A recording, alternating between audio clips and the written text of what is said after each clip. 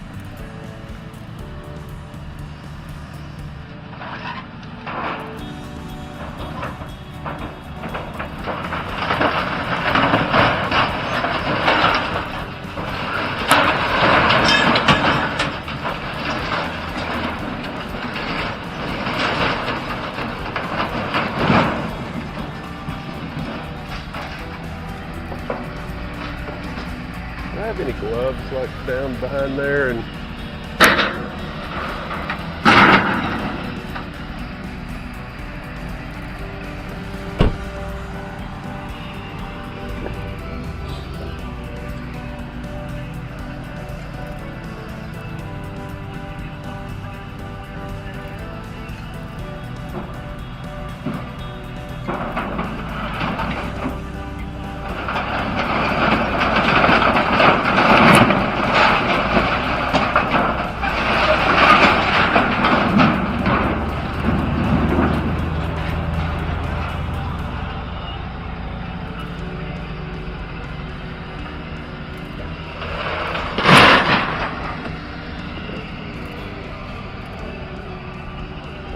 want to open that door, but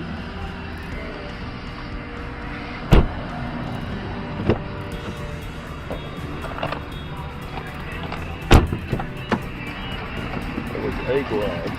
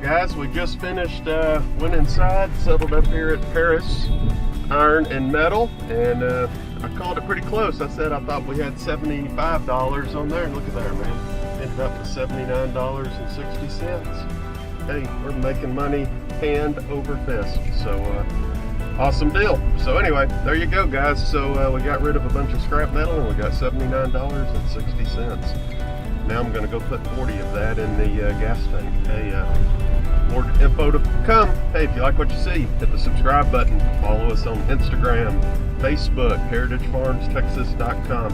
Appreciate it, guys.